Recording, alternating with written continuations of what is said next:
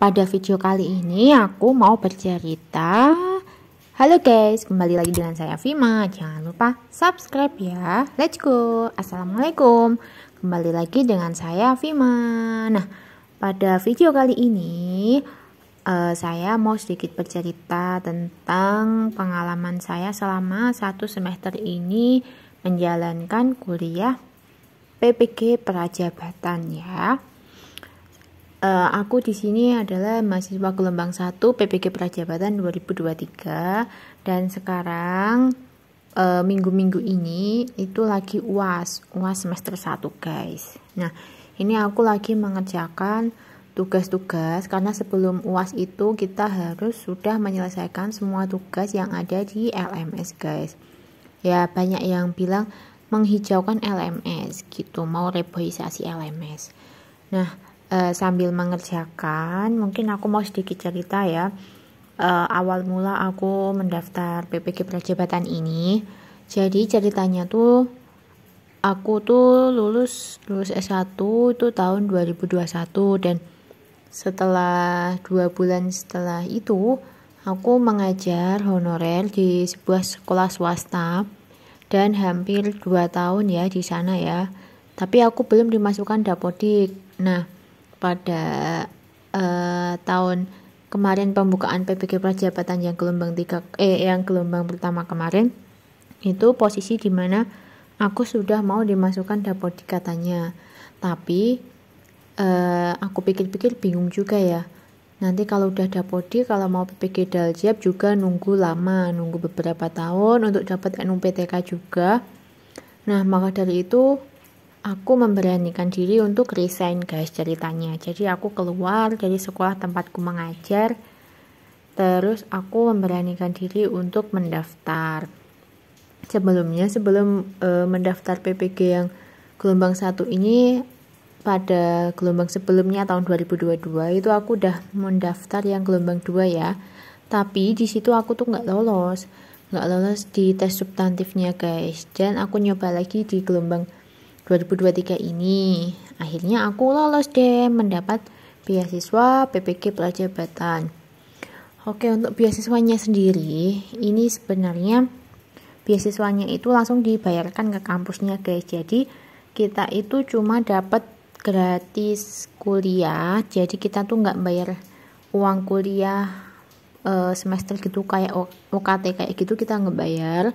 Tapi untuk biaya hidup, kos dan lain-lain itu adalah biaya pribadi. Jadi beasiswanya itu nggak full ya, nggak full sama biaya hidupnya. Jadi biaya hidupnya itu kita ya dari uang kita sendiri. Jadi kita harus sebelumnya itu menyiapkan tabungan dulu guys. Ya kalau misal nggak ada tabungan ya kalian pakai minta uang ke orang tua kalian gitu guys. Jadi ini PPG Prajabatan ini digunakan untuk fresh graduate ya guys. Kebanyakan teman-teman itu ada yang udah ngajar, ada yang belum ngajar. Kalau yang udah ngajar dipastikan belum masuk ke dapodik ya. Oke, untuk beasiswanya gitu ya. Jadi untuk biaya lainnya tuh biaya sendiri. Nah, selanjutnya setelah dinyatakan sebelum dinyatakan lolos itu kan ada beberapa tes, ada beberapa tahapan. Nah, untuk yang pertama itu ada namanya seleksi administrasinya. Di seleksi administrasi ini kita membayar untuk tes substantif itu 200.000 ya. Itu bisa dibayarkan melalui bank, melalui toko-toko Alfamart, Indomart kayak gitu juga bisa. Terus selanjutnya setelah bayar itu kita nanti pengumuman lolos apa enggaknya administrasinya. Tapi biasanya kalau kalian itu memasukkan semua syarat yang diminta itu pasti lolos kok guys. Terus selanjutnya setelah lolos itu kalian disuruh mengisi lokasi tempat tesnya, kalian mau di mana. Nah, setelah itu keluarlah jadwal tesnya. Dan jadwal tesnya ini dibagi beberapa hari, nanti kalian dapat di hari keberapa gitu guys. Untuk tesnya sendiri menggunakan komputer, Jadi kita nggak usah pakai pulpen, pensil gitu kayak gitu nggak usah, karena tesnya full pakai komputer ya. Untuk tesnya sendiri itu ada tes apa namanya, numerasi, literasi, terus ada tes konten pembelajaran yang kalian mau ambil jurusannya. Misal nih aku kan jurusan pendidikan IPA. Nah, untuk kontennya itu aku belajar ya materi-materi IPA yang ada di SMP gitu, guys. Kalau misal kalian mau daftarnya jurusan PGSD ya, kalian untuk kontennya itu belajar tentang materi-materi yang diajarkan di SD gitu ya. Untuk tes substantifnya. Nah, setelah tes substantif ini nanti kalian itu menunggu beberapa hari untuk dinyatakan lolos. Kalau lolos, kalian ke tahap selanjutnya, tahap ketiga, yaitu ada tes wawancara. Untuk wawancaranya sendiri itu juga menunggu jadwal yang ada di itu ya. Nanti kalian akan dikasih tahu lewat pengumuman di akunnya. Itu nanti kalian akan ditanya-tanyain sama asesor tentang isai dan pengalaman kalian, guys, yang udah kalian isikan di administrasi awal itu. Kalau pengumuman wawancaranya kalian lolos, kalian lapor diri ke ke tempat kampus kalian milih. Jadi setelah lolos wawancara itu kalian milih tempat untuk kampusnya itu kalian mau di mana. Itu ada pilihan 1, ada pilihan 2. Kalian isi aja ya. Nah, kalau udah dinyatakan lolos, setelah itu kalian lapor diri ke LPTK. Kalau di kampusku sendiri untuk lapor diri itu online, tapi ada juga di kampus yang lain itu kalian harus datang ke kampus untuk menyerahkan berkas-berkasnya gitu ya. Jadi tergantung LPTK masing-masing. Selanjutnya setelah itu kalian langsung orientasi. Orientasi ini ya nanti kalian dikasih tahu kuliah PBG Prajabatan itu garis besarnya gimana, SKS-nya berapa, mata kuliahnya apa aja. Ini berlangsung selama 2 hari.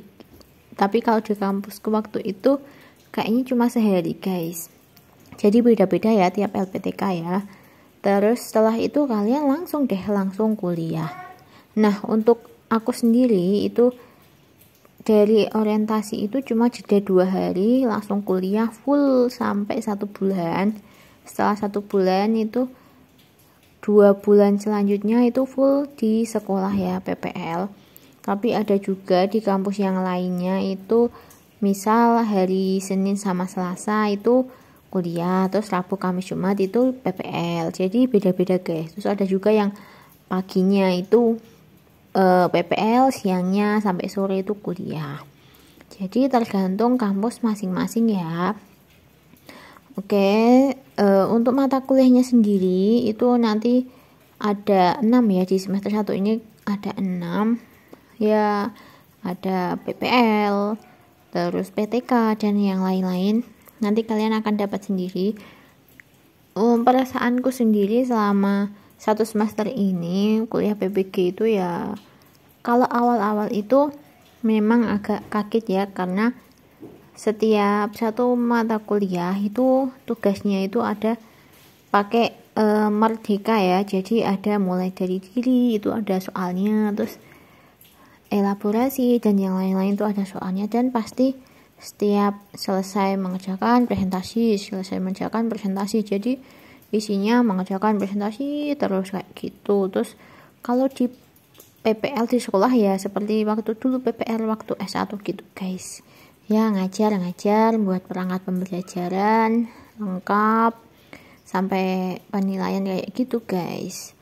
Terus setelah PPL selesai balik lagi ke kampus. Oh ya, sebelum PPL itu juga UTS dulu baru PPL. Terus setelah PPL kuliah lagi sebulan sampai akhirnya Januari ini UASnya sendiri itu 1 minggu ya, dan kebanyakan tugasnya itu project ya, dan ada yang kelompokan juga. Jadi kalian nggak usah takut kalau misal tugasnya susah-susah. Sebenarnya nggak susah, karena kan ada teman-teman, soalnya kerjainnya kelompokan juga gitu. Terus setelah UAS nanti itu ada jeda semester ya untuk dosen input nilai kita. Jadi itu ada libur selama 2 minggu. Libur 2 minggu, setelah itu besok awal Februari ya. Awal Februari itu udah langsung di semester 2 guys. Jadi kuliahnya itu cepet, nanti nggak kerasa tahu-tahu lulus. Ya gitu ya.